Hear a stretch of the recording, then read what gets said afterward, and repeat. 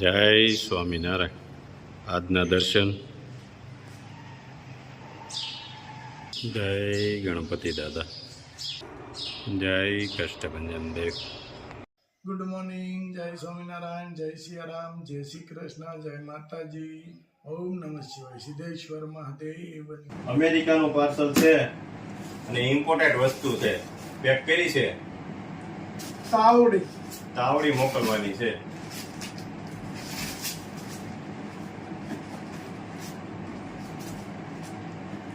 પછી 2 kilo regular મરચું,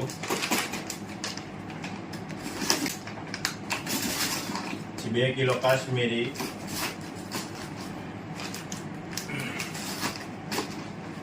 પછી 2 કિલો વરિયાળી ઘેરે પકવેલી હો, ગ્રીન. આતો દરિયાભાઈની. 2 કિલો બાજરો, 1 કિલો કાશ્મીર સૂકું ને આખું.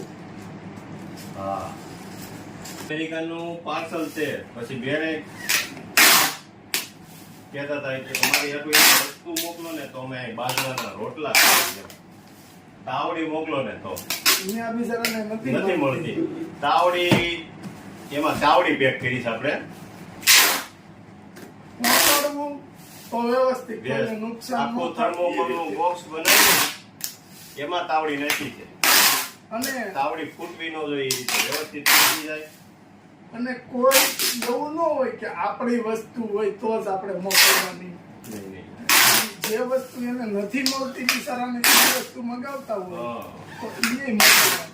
એટલે ટૂંકમાં તમારા હૃદયની અંદર થોડીક દયા અને ભાવ બે રાખવાનો તો ભગવાન તમારી હારે. એમાં તાવડી છે કે રોટલા બનાવી હતી, એની તાવડી આખું બોક્સ પેક કર્યું એનું થર્મોકોલનું, એમાં તાવડી મૂકી વ્યવસ્થિત પેક કરીને મોકલી છે. ઠેક પોગી જશે. કેમ કે હમણાં લંડન મોકલાવ્યું ને વાસણ, એ વ્યવસ્થિત પોગી ગયું થર્મોકોલમાં પેક કરી, એટલે આવડવા મોકલાવ્યું. અને આ પાછું લંડન જ મોકલાવાનું છે. જોઈ લ્યો, દહીં કરવાનું મટકું. આ વસ્તુ ત્યાં એને મળતી નથી બિચારાને. તો એનું પાર્સલ 10 કિલો 20 કિલોનું પાર્સલ હોય અને એને એમ કીધું હોય કે આવું એક મેકી દઉં, તો આપણે વ્યવસ્થિત પેક કરીને મેકાય, તેથી એને નુકસાન ન થાય. અને ઓલું એને નુકસાન થાય અને એને આમાંય માટીનું વાસણ ને એવું બધું છે. હા, જે આની કિંમત નથી ને એટલી પહોંચાડવાની કિંમત છે. એટલે એ કોઈ દિવસ આને જો આ રીતે પેક કરીને જ મોકલવાનું છે. આની ઉપર બીજું આવી જાય એટલે આની અંદર કોઈ જાતનું વજન ન લાગે, એ રીતે થાય. પણ તો આપણે અમેરિકા બહારના પાર્સલ જ વધારે થાય છે. એટલે મોકલવું તો પડે, નથી મળતું એટલે જે વસ્તુ તો મંગાવે જ નહીં ને. હા, ત્યાં મળતી હોય તો કઈ થોડું મંગાવે.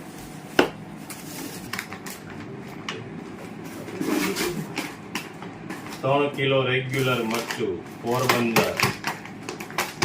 હવે યુકે રહી છે,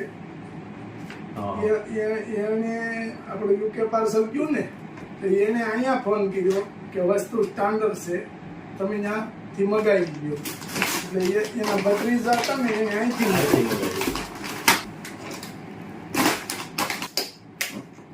એ ભાઈને પાપડ મોકલ્યા હતા આપણે ઘઉંના. એ ભાઈ પાર્સલ ખોલ્યું એટલે મને હું હવે પહેલા તો લઈને પાપડ જ ઉપાડ્યા કે પાપડ બધાને બહુ મસ્ત પાપડ લઈ ગયા અને બધાને ભાઈ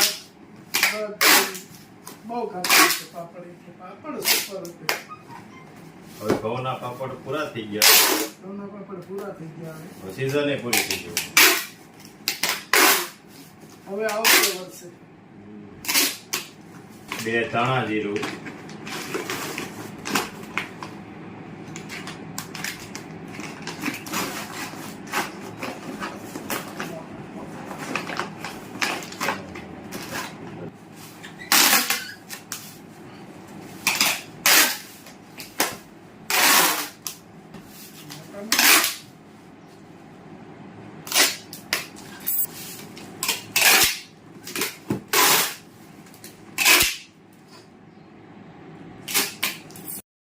મમ્મી જય સ્વામિનારાયણ.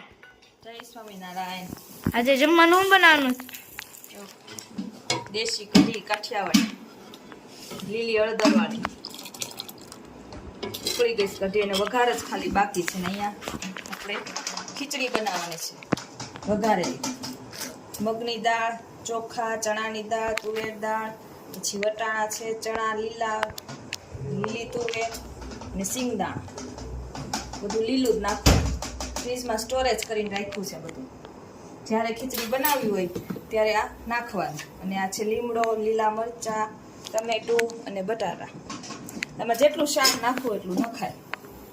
વઘારેલ ખીચડી.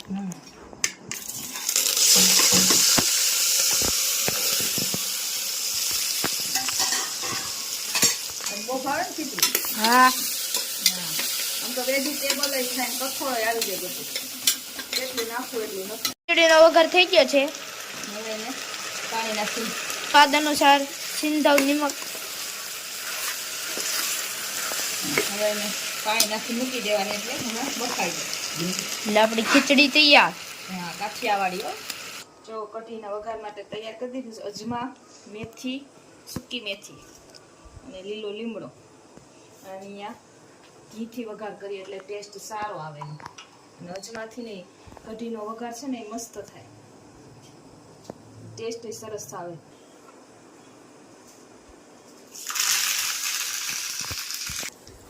કઢીનો વઘાર થાય છે.